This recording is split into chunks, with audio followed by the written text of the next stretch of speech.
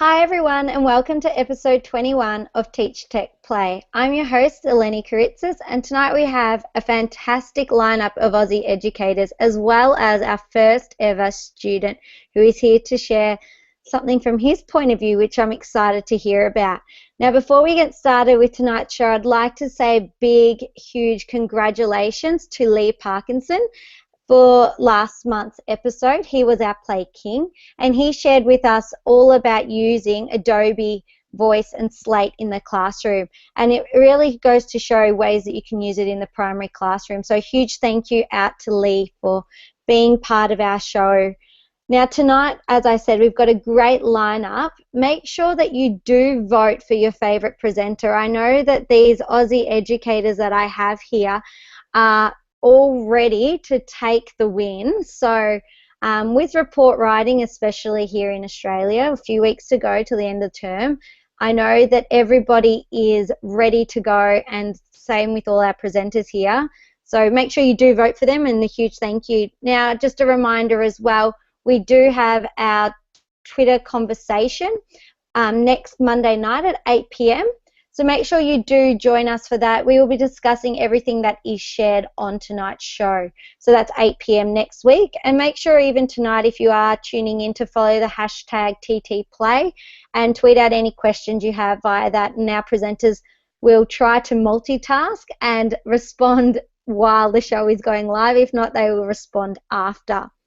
So let's get started and introduce each of our presenters. So first we'll start off with Ben. Do you want to say hello, Ben? We've got the whole East Coast here pretty much. So Ben from Victoria, do you want to say a big hello and tell us where you are from? Just remember to unmute yourself.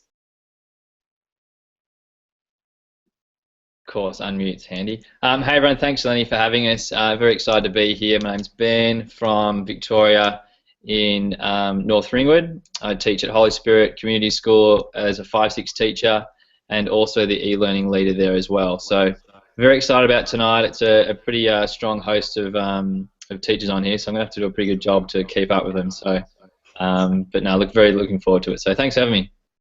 No problem, Ben.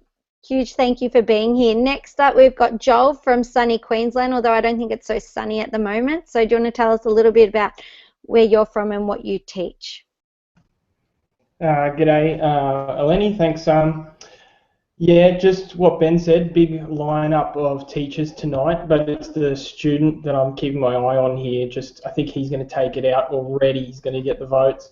Yeah, my name's Joel. I'm from Brisbane. I'm a teacher at St. Joseph's Nudgee College. I'm also the technology coach there. So I'm all about finding ways to use technology to support the teaching, to make the teaching better. Anyone who follows me on Twitter knows that I'm kind of like a crossfitter, but for flip teaching, as in I don't stop talking about flip teaching. So I do talk about flip teaching a bit, and that's kind of my thing. But I'm going to be talking about something related, but a little bit different tonight. Beautiful, thank you, Joel. Next up, Zeina, do you want to introduce yourself? And I don't think you really need to, but we will get you to introduce yourself and tell us where you're from and what you do. Hi everyone, my name is Zeina and I represent Aussie Ed. Couldn't get my little lineup thanks to Google, but I'm really excited to be here. If you know me from Twitter, hello, great to connect with you tonight. I'm passionate about creativity, the use of EdTech to make with meaning. I'm right into makerspaces at the moment and STEAM, so stay tuned to hear some awesome stuff that we're doing at my school at St. Finbar's, and thank you so much for having me. I'm really excited to be here. Thanks, Zeina. We're glad that you could join us as well. Steve, I'll get you to introduce yourself. We've had you on the show a number of times, but the reason you're here tonight is also to present, but I think you might be outshone by someone else. So do you want to introduce yourself, and then you can actually do the honours of introducing our special guest? No problem. Well, hello everybody. My name's Steve. I'm from Victoria. I'm the Director of IT and e-learning at Ivanhoe Grammar School. And it is my great pleasure to be presenting tonight, but also to introduce has been a part of our digital leader program for about 2 years now. He also was a feature at the TeachTechPlay conference, where the video that Luke, Ben, and Will put together was an apt of the conference. So I'm going to hand over to Luke. I know that he's going to blow you away with what he's going to share. So Luke, do you want to say hello to everybody and talk just a little bit about yourself? And yeah. Hi everyone, I'm Luke. I'm a student, Year 7 at Ivanhoe Grammar School, and yeah, super psyched for tonight. thanks, Luke. Really excited to have you here. And I know you've got a tough lineup with all these teachers, but I think you might be surprised that you might be the favourite tonight. So make sure that you do follow us on Twitter using TTPlay, the hashtag, and also the voting link, bit.ly/TTP in capitals, lowercase e, 21 vote. It's also up on our website, teachtechplay.com. So hopefully we can get started. I'll give you all have 4 minutes to present your tool of choice or your idea for the classroom tonight, and then I'll give you a 1-minute warning as well. So first up off the ranks, we've got Ben. So Ben, let me know when you're ready and I'll start the timer. All right, can you hear me okay? Perfect. Cool, I'll just share my screen.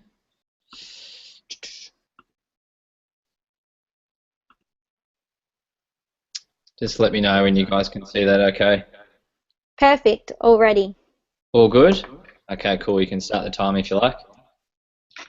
Okay guys, look, very excited for tonight to share how we can use Skype and Hangouts in the classroom.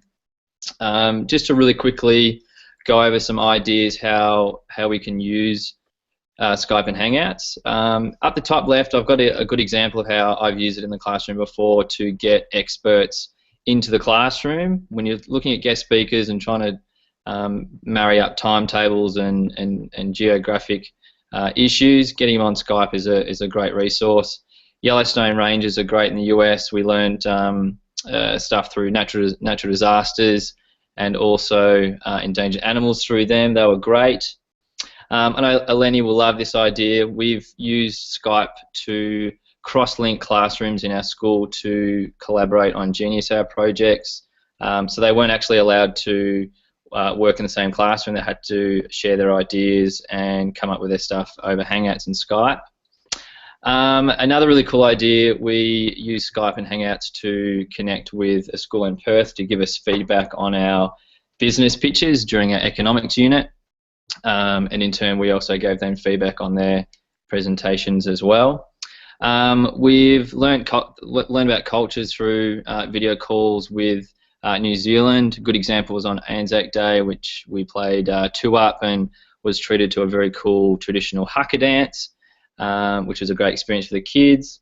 But something I'm going to talk about is Mystery Skype, and we host a 24-hour Mystery Skype-a-thon every year at our school where the kids sort of stay back at late night and collaborate with kids from overseas, which is great.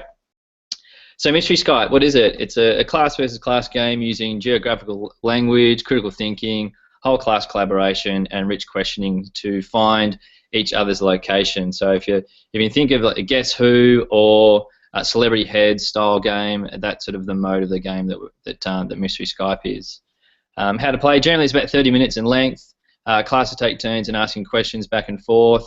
The way I like to sort of set up my room is kids have iPads or maps to sort of drive questions and find locations that way. A few tips. Generally, I only sort of do yes or no questions. If you do open-ended questions, you find that it ends really quickly because you get the odd kid that sort of just asks, where are you, which sort of ruins the whole game. So yes or no questions only.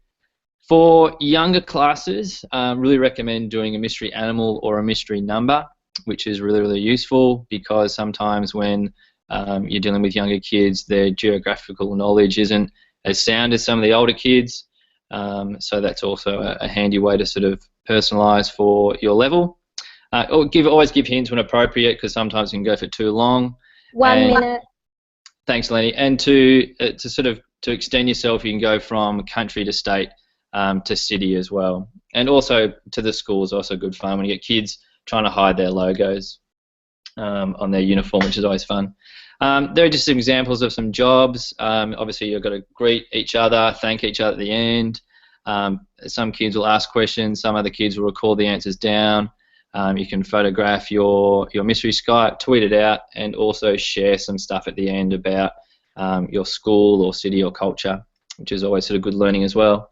How to find contacts for mystery Skype, you can Google it, or if you want to go to education.microsoft.com/Skype in the classroom and just simply sign up. There's a really, really easy database to find different classes from with a filter with different age groups, subjects, country, and there's a really cool feature that you can just look at the whole map of the world and actually sort of click on the countries rather than sort of filtering them out that way.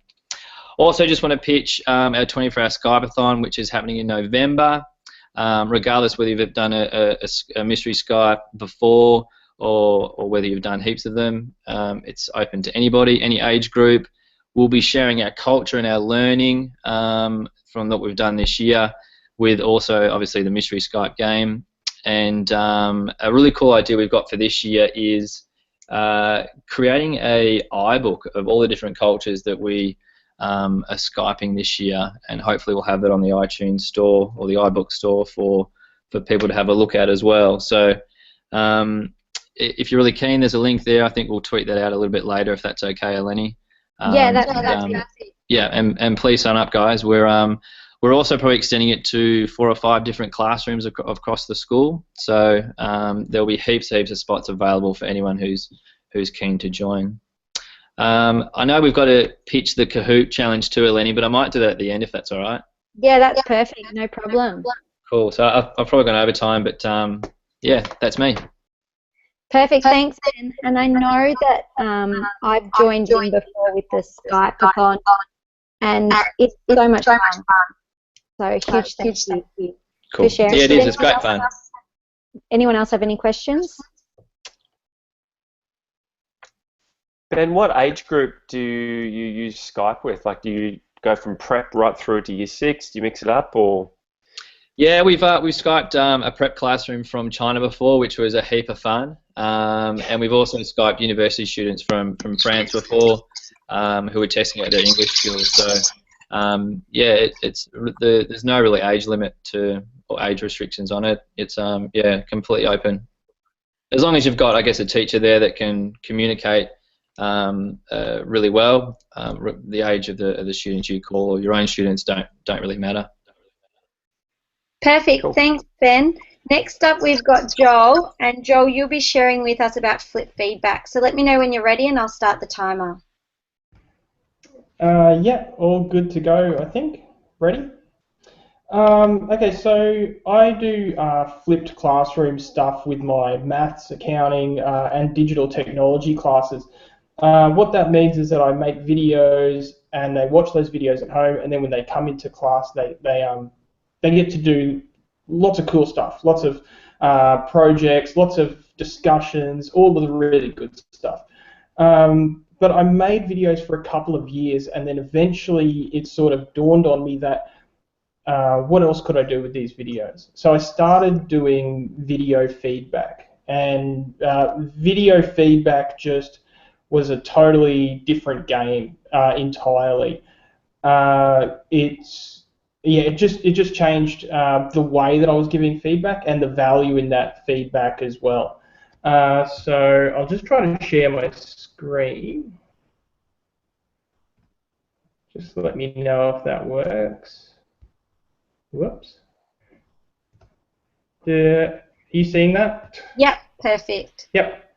Okay, so that's what students said the first time I did flipped feedback.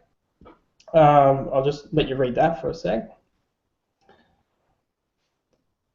And it just was pretty obvious that it was a lot better than just red ink on a page. Okay, so I use this document camera, which I'll show a little bit later. But basically the way that I create my flipped feedback is by using some sort of capture software, Screencast-O-Matic or Screencast-ify. You've probably got something else that you can make a video with. And then I use this document camera, and I still get my red pen out, but I don't really make a lot of marks on the page. Instead, I can say, oh, question 1, okay, you said refer to the map. Just get the map out here. Okay, yep, I can see that you're going in a path here. I can also see that you found the location of that boat for question 6. Awesome. So you can see that you can do things with video feedback that you can't do just with the written feedback. So for instance, let's find some cool stuff in this question here. Okay, you can see at the back here somewhere. Okay, he's got lots of words here. Now, it can be difficult sometimes if someone's making a similar mistake here, here, here, and here. How do you put that into written feedback that a student's going to understand? Whereas when you're working in this way, you can say, okay, you've made the same sort of mistake here, here, and here. Let me tell you about that mistake. And you can really give something as well. Now, just going to try to come back. Whoa, that goes fast, doesn't it? Yeah. Okay. Now, when I give video feedback, I actually do something a little more than that. I use my document camera, which is this thing here, but I also do like a picture-in-picture so they can see my face as well. Now, I find that you can say a lot with this thing here. So you might be going through their work and you might be pointing at certain things, and then you might go, that's a lot of feedback in a really weird face. And students really respond to that, and they say, I've never seen any student watch any video like they watch a video that starts with the words, hey Bob, I'm going to make this video for you, I'm going to give you some feedback. And they really are sort of glued to their screens and they want to know what they can do to improve. And I've never seen anyone look at written feedback the way that they look at that video feedback. Now, I use document camera, but I've done it in a lot of different ways. Just over there, I've got my ironing board, and I've put my ironing board on my desk, and I've strapped my phone to it, and I've just pressed record on my phone. And I've also just held up bits of paper and gone, okay, I'm going to look at your assignment, and I've just used my webcam as well. So you don't need a lot of high-tech stuff. You just need some way to capture a video, and you can start on flip feedback straight away. Cheers. Perfect. Thank you, Joel. And I love the way that you're using your ironing board to provide feedback. It's always humorous the way and the lengths that us teachers go to. But I do know that I'm a bit the same. I prefer to give verbal feedback than actually write something and give it back on a piece of paper. It's so much more meaningful, and I think, you know, any way you can do that is great, especially for Year 12 students. It's the most important year of their lives for a lot of them, and any sort of feedback is important to them, and then they can go back and watch it again, I think, which is really key. Did anyone else have any comments? Joel, has it cut down, in your opinion, your marking? The time that it takes to make these videos, I've found, is actually shorter than the time it takes to give proper written feedback. It's much easier to sort of and ah around something than think in your head, how can I articulate this in the margin of my page? So I find that I can just kind of ramble at my students for a bit until they get the basic idea of what my feedback is, and then I just shove that across, and then I go to the next one. So yeah, I've found it's cut down my marking time rather than, a lot of people assume this is going to take a lot longer. I found it's actually shorter. Cool. Joel, just a really quick one. Do you upload the videos anywhere in particular, or how do you actually get the videos from your, I guess, your computer to your kids? Yeah, I purposely didn't want to get too technical, but the way that I'm doing it is putting it onto Google Drive, and then I'm actually sharing it not just with the students, but also with the parents as well. So yeah, those Googlers out there, I'm putting it on Google Drive, and then I'm putting it into a spreadsheet with all of their email addresses, both parents and students, and then I'm using yet another mail merge to send them personalized emails with a link to their video feedback. So these videos only have like an audience of three: the student and the parents, and that's it. Perfect. Thanks, Joel. And I know, Zeina, you had a question, but it's been answered, so all good. So next up is the highlight of tonight's show, I think, even for me. When I first met Luke, it was, not that long ago now, a couple months, and I was absolutely blown away with what he was doing. And I think, as part of teachers, we do it for students, so to have one on tonight is absolutely awesome. So Luke, when you are ready, share your screen and we will get started, and I'll start the timer. I might be lenient a couple seconds as well if you're lucky. Yeah.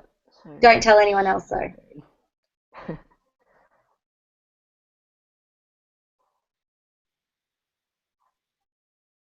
Is that working? Yep, perfect. Okay. Yeah, ready.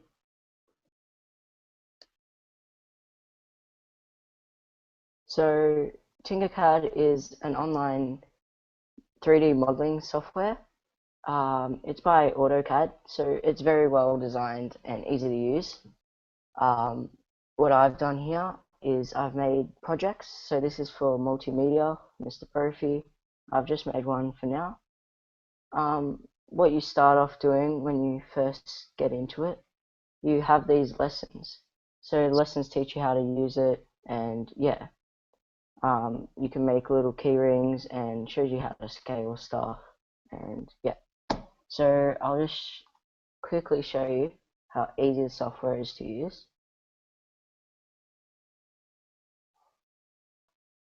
So what you can do is, this is your base to work on.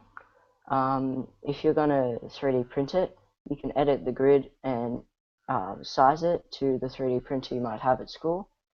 So yeah, I'm just going to make a bowl. So what you can do is get the half sphere, and because that's full and you might want it dipped, you get another, you get a sphere, and you can make this into a hole. So what that does is it basically makes a section of the shape transparent, so you can size that down and make the bowl a bit smaller.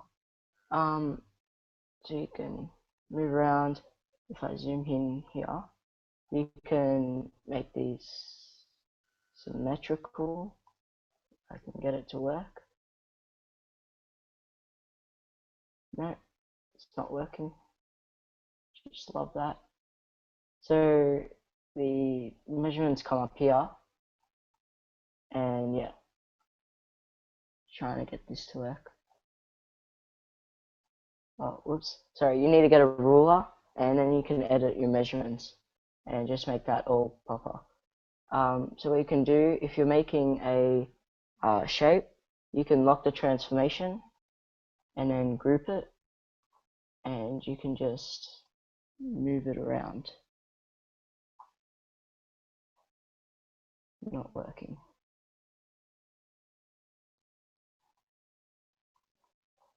So you group that and you can just move that around.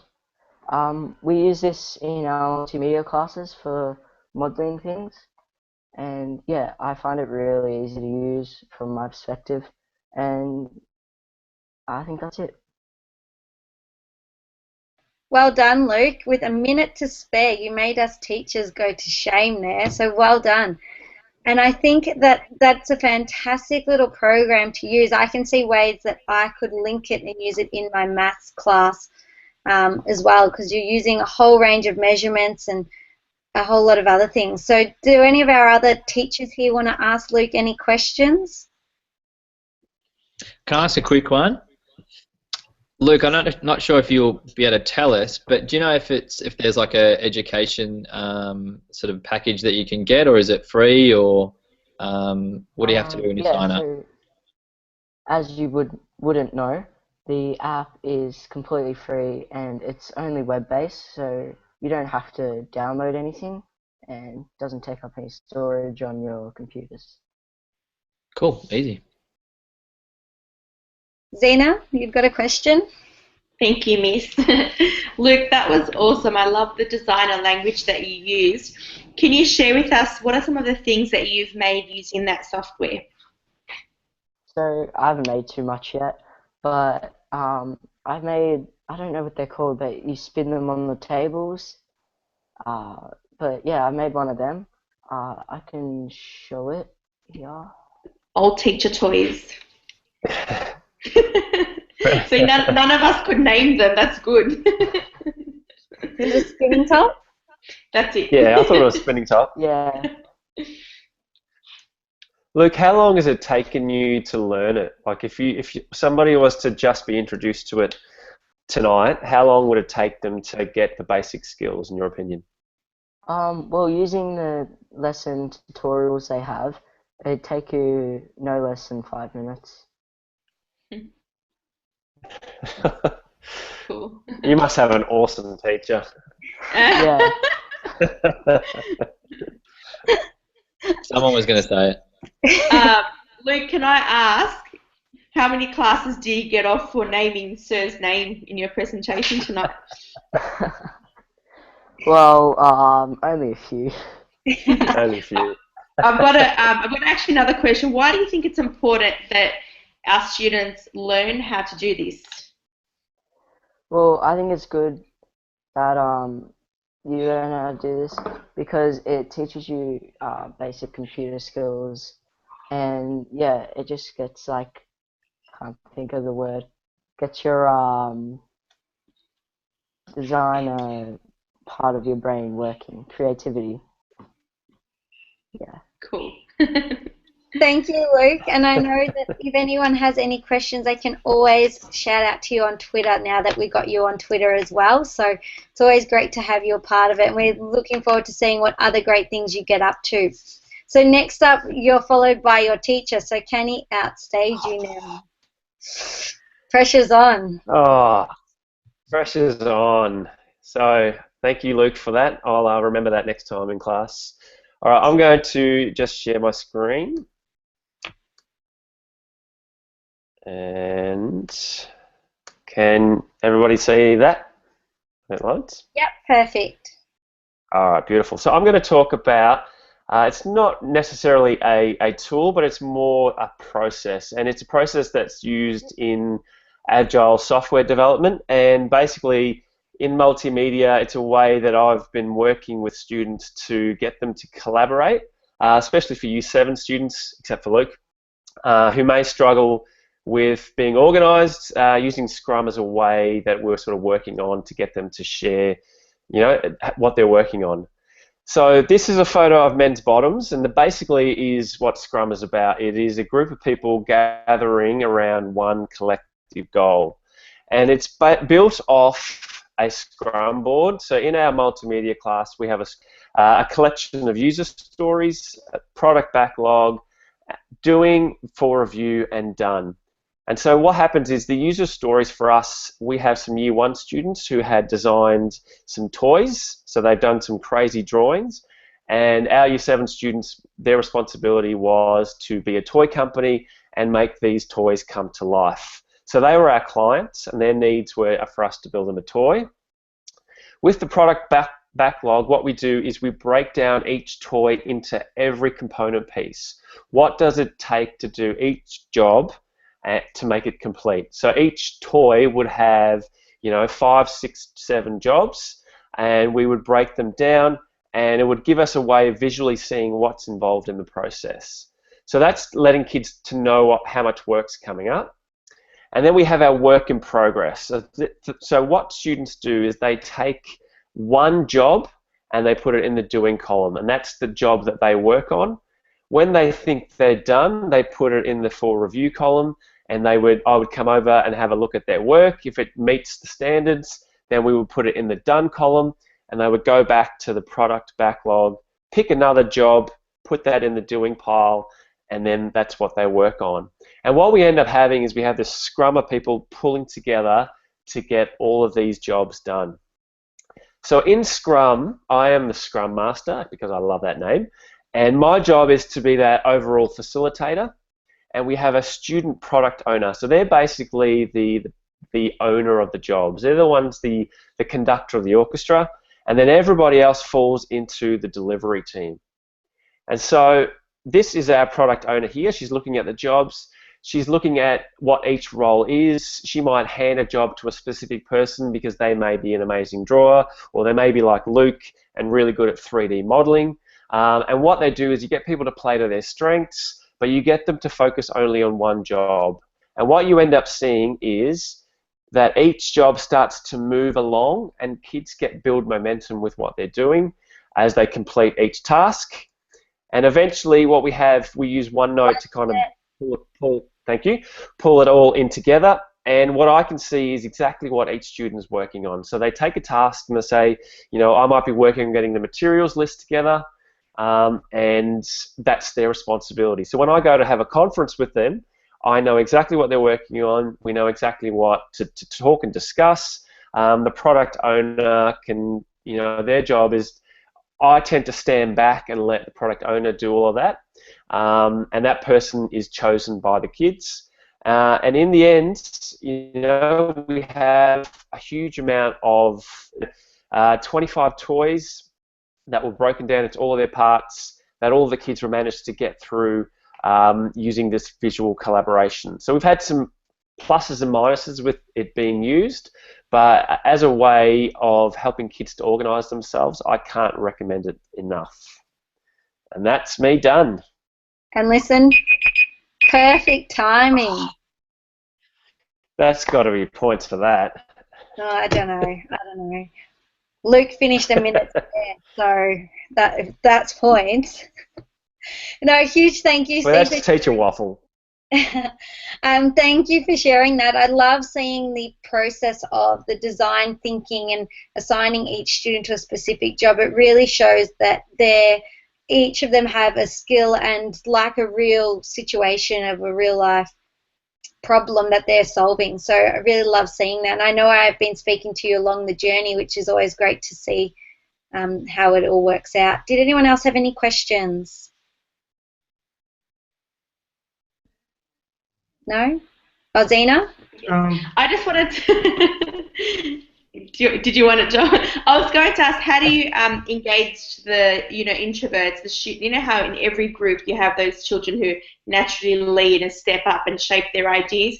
How do you manage that kind of personality clash to ensure every child is, you know, actively participating as well? The interesting part was, as soon as I stepped out of the way and let a student talk to another student, that sort of dynamic sort of disappeared, because they, you know, it was a casual conversation. What are you working on? Here's your post-it note. And because everybody takes a post-it note away, everybody feels that they've got a responsibility and they contribute. So it was a really interesting dynamic. As soon as I sort of stepped back from being that person to dictate and let the kids take over, they sort of opened up. Can I add one more part to the question?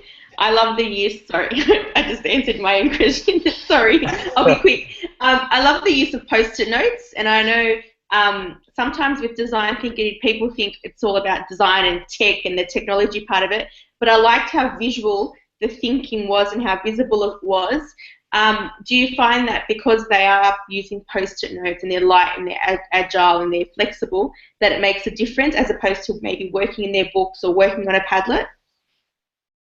Most definitely. What I find is that the commitment to a post-it note is so small that everybody will do it. And in fact, they'll probably do it over and over, because with those jobs, what we did is we gave each group a 2D drawing, and they just went through and added all the post-it notes to it. So the commitment to a post-it note is really low, and it captures thinking really easily. So you can draw, you can write a couple of words, or, you know. So I found that the post-it note, it would be the way to go, and I love them. So I'm a bit addicted to post-it notes, actually.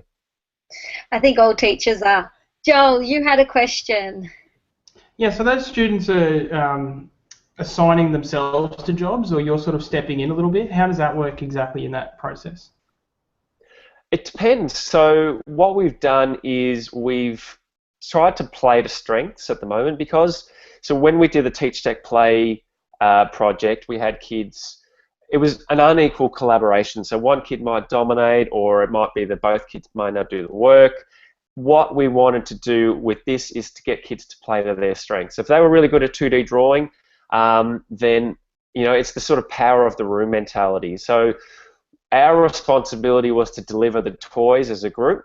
Then how we did that, we would see which kids wanted to learn how to do 3D modeling, and we would hand that over. So it was really sort of flexible with those, allowing some kids to play to strengths and others to have a go at some things. We gave our most unorganized person the materials list to do, and he rose to it like a champion. And you've got one other question from your student, so make sure you give him a good report. It's not so much a question. It's just like saying how we use it. What we've done is like we split into groups, and because we get to use our computers, I guess we do our work because we can't let go of those things. And yeah, we've split into groups of 3 to do our task, and because it's something we want to do, we cooperate together and get the job done. And yeah, basically that's it. Thanks. What Luke said. It's always good to have him here. And Ben, you've got a quick question. Yeah, just a quick one. Hey, Steve, really cool. We're actually just sort of going through a big sort of inquiry project at the moment. One of the biggest issues we found was the ability to divvy up the dodgy jobs versus the really, really exciting jobs that that some of the kids sort of found that really hard to sort of manage. How does that manage with your post-it notes? Really cool idea. Well, the best, like if you check out Edu Scrum, which is a teacher in the Netherlands, and he uses it to teach any concept, and he's got a different way of using Scrum, and he has a specific group size, so it's about 5 or 6, and instead of having sort of the students do one task and not having to, so if one person takes care of that, then nobody else does it. He has everybody has to do that task, and the group gets through it by by teaching each other how to do it. So if somebody is not wanting to do a dodgy task, the group doesn't get the tick off that task until everybody has done that task. So if you wanted it to chat to Jason Coleman, he's doing amazing work with it in maths at the moment and getting kids to teach peer-to-peer. So yeah, it's interesting that once it's their job, and they can see the progression, they start to want to tick it off. It's like putting it on your to-do list and then crossing it off. It's one of those things. Perfect. Thanks, Steve. I reckon we could talk about your scrumptious idea all night here, but we do need to move on. So if anyone does have any further questions, can just tweet them to Steve or even Luke, since he was part of it, and I'm sure they both can help you out. And lucky last for tonight is Zeina. So we do really appreciate you being part of the show tonight, and let me know when you're ready and I'll start the timer. Okay, I'm just going to go to screen share now. All right, can you see my screen? Yes, we can. And can you hear me? I can hear you. You sound perfect. Yay, fantastic. I'm really excited by all the presentations that have been on today, because they've talked a little bit about being globally connected. They've talked about feeding back. They've talked about thinking by design and making your thinking flexible, and then also using some awesome tools in your classroom. So I'm really excited to sort of present what my school took part in this year, the Global Maker Day. So I come from a little school at St. Finbarr, San Susie. That's our Twitter account. If you're not following us, please do. Our kids love seeing interactions from our followers. So for the Global Maker Day, we led a challenge using Google Hangouts. It was part of a 24-hour, global make, and we represented Australia as a designer. So the students took part in a 5-chair challenge to gain confidence iterating on designs based on user needs and also working with different materials. The aim was for them to experience the different modes of design thinking, namely empathy, defining the task, prototyping, and testing. And it was also a good way for students to work through design tensions. So this is the little activity that we put up and we tweeted to get people from all over Australia and around the world together. And we always talk about technology and pedagogy. Well, with design thinking, it always starts with the basic things that we like to learn and play with. So these are all the materials that we used in this design challenge. And this is the design thinking flash model that we use, and that's based from the D School. So you can find a lot of information about that from IDEO. The areas we're going to focus on are empathy. And I find when you're conducting the design thinking sprint, empathy is the hardest thing to teach, or the hardest kind of thinking or feeling to get your students to do. So sometimes when we look at Maker Ed, we tell kids, you know, solve the big problems of the world or make something that makes life better. It's really hard for students to get into that headspace if they're not used to that kind of thinking. So I like to catch this idea into an existing idea, and I like to use known concepts. So fairy tales and old stories are great ways for students to empathize, because growing up, when you read a story, hear a story, you're constantly told, how does that character feel? What would you do if you were in their shoes? So this exercise will focus on empathy. And the way we did this was by using Goldilocks and the Three Bears. Really, really simple story that everyone's familiar with. So everyone has an access and a buy-in to the challenge. We provided a range of different users for the students to read and explore. Papa Bear, these are Papa Bear's needs if you read through his story. Baby Bear, these are Baby Bear's needs. Goldilocks and Mama Bear. I'll share this out in a tweet soon, so if you want to check it out later, you can. The design brief involved the students designing for one of the characters in their group. They had to identify the needs of their user. What features might you consider for your user's chair was one of the driving questions. So they had to go back and read and underline keywords, share experiences and understandings of each user and identify those. They also had to build 2 designs into their prototype. The best way, so that's the empathy part of design thinking. The other way in which they dealt with design constraints by giving them limited materials and limited instructions. Step 1 was to draw a chair using a post-it note, 3 post-it notes only. Second one, cut the chair using only a sheet of cardboard, nothing else. Number 3, bend a chair using pipe cleaners. 4, they were asked to mold the chair to suit their user needs. And 5, to assemble a chair using tape, toothpicks, or skewers. Here are some of the discussion that took place. What were the design principles you identified? How did you get stuck? How did you change your ways? What material did you enjoy using? Which material did you struggle with the most? Here are some pictures from our Global Maker Day. Here are the students using Google Hangout to share their work with 4 other schools in the local area and online in America. And here are some products that the students created using the different materials. As you can see, rapid prototyping, fast thinking, and design constraints are design thinker language. And to the left here, they use pick, play, post to capture their learning and share it online for reflection later on. Oof, that's tough. That's really tough. It is tough, but it's really cool to see the way that you could use that design thinking process in a short period of time. I know sometimes when people think about doing it, they think that it's got to go on for days and days and weeks, but I love how you gave those time constraints to see what they could do within it. And was this just for year 4, 5, and 6, or did you do it with juniors as well? So when I first started my makerspace, I was looking to, for kids to design apps and think big. And when we looked at design thinking, it's not like it's more than inquiry. It's really a mindset. It's a stance on making and viewing the world. And unless they have practice thinking like a designer, you can't ask them to apply that methodology to a lesson or a project. And so rather than focus on everything, I thought, okay, what activities can I use? And I actually got this idea from the D School, but they used Simpsons characters, which I didn't think were appropriate for my students. And I always start catch a new idea into an existing one so they can see how it's amplified and, transformed, as opposed to throwing out everything that they know. We always talk about starting with what they know. So in this particular instance, I opened up the makerspace from 8 o'clock in the morning, and I had about 40 kids come from year 3 and year 4. We were on a Google Hangout with other schools in the area. So that was voluntary. Kids that usually are late to school came to this because they were super excited. But this is the kind of activity, and we've done something similar with Cinderella and the 3 Little Pigs. I've done that with the young kids. We're actually going to do the 3 Little Pigs, the architecture tale with stage 3, and we're going to add an element of sustainability with that as well. So it varies for any age. I've also run this with teachers. They actually struggled with it more than the students did, because you need to practice creative confidence. You really do. You need to give it a go each time, embrace failing up and things not working, and just persist. And I think that's the biggest learning from that for our students.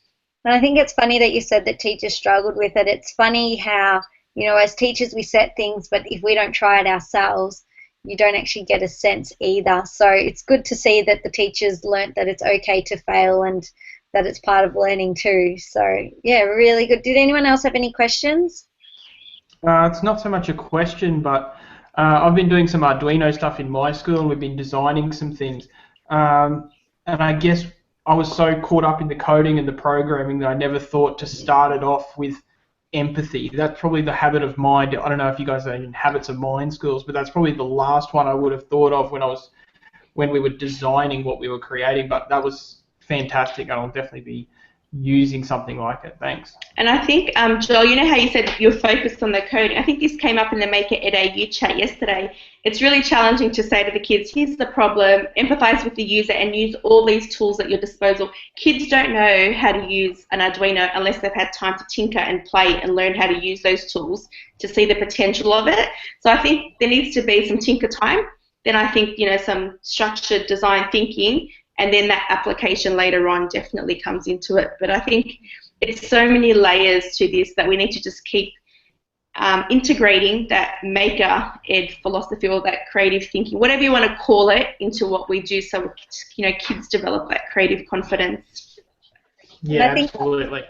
I think that's really true in that sense that, everyone just thinks on makerspaces and, coding, robotics, everything, but it's more than that. It's actually the thinking and the process in that design, which both Steve and yourself showed tonight. That's what gets the valuable learning and the skills to prepare them for the future that is unknown to an extent. So a huge thank you. Steve, did you have a question? Yeah, it was more a comment. I love how you used, stories that kids, know, like to talk about user stories and to understand that each person has different wants and needs. I think that's it's given me so many new ideas, because kids know and are brought up with storytelling, and they empathize, and I love the fact that I think Tom Barrett said it, where at the heart of every design decision should be a human. You should be thinking about how it impacts a person. Yeah. So to bring that in and have it so strong is just a credit. Well done. Thank you. So I'd just like to say a huge thank you on behalf of all the viewers, a big thank you to all our presenters for presenting tonight. Make sure you do vote for your favourite presenter. It is going to be a tough one, so good luck to all the voters out there. Voting is open till Friday night, so 8 p.m. Australian Eastern Standard Time. So make sure you do place your vote for your favourite presenter. We had some absolutely fantastic presentations tonight. I'm glad I wasn't presenting tonight, because that would be I knew I would have no chance. So really great to have all of you guys on and just show the way that teachers can connect, provide feedback, and really challenge their students' thinking. And thank you, Luke, for being part of the show. And just one other thing, make sure you do join us next week. I know that there was a lot of conversation in regards to makerspaces just between us as presenters, but we like to hear and see what you guys are doing as well. So next week in our Twitter conversation is a chance where you as a viewer can actually join in and be a part of that. So that's Monday the 13th of June at 8 p.m. So make sure you do join us for that.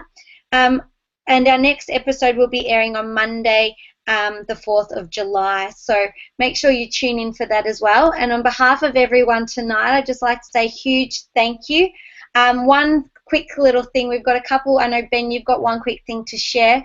I also run Genius Hour Fair, and if your students are doing Genius Hour, make sure you do submit their projects into geniushourfair.com. Submissions are now open and will be closing, off the top of my head, I think it's September, October. I should have checked that date just before, but I completely forgot. But make sure you do check it out. There's great resources up there if you want to be involved in Genius Hour. And Ben, over to you so you can pitch your new cool idea as well. Cool, Eleni, thanks. Just really, really quickly, I know we had a great Twitter conversation last month, and a lot of us collaborated and came up with an idea that hopefully will kick off by the TTPlay family. And if I can just sort of share my screen really quickly, I have a feeling this will be tweeted out. Can you see my screen okay, Eleni? Yep, perfect. Yep. I think this will be tweeted out anyway, but would love to get as many TeachTechPlay members or part of the family on board for our Kahoot Inter-School League that will hopefully start in term 3. So if you're interested, or if you have, whether you've played Kahoot or not, sign up, and it should be a heap of fun. So more details to come, but just sign up and we'll get the ball rolling. Perfect. Thank you, Ben. We do love a bit of Kahoot. So we will definitely be sharing that out, and I'm sure that Zeina and Aussie Ed will be happy to share that as well, because I think anything that connects educators together, I think, is what we're all here to be a part of. So a huge thank you to everybody. We love Aussie Ed too. So a huge thank you, everybody. And also to you, Ben, because you were the one who actually thought of the Twitter conversation to an extent. I also had to have my little spin on it. But huge thank you for coming up with that idea and bringing it to us. So we do listen to our viewers, and we do get you all on board. So make sure if you are interested to reach out to us to be part of the show. We've got a couple great lineups coming up, so make sure you tune in for those. So on behalf of the team, I'd like to say huge thank you once again, and look forward to seeing you next month. See you later.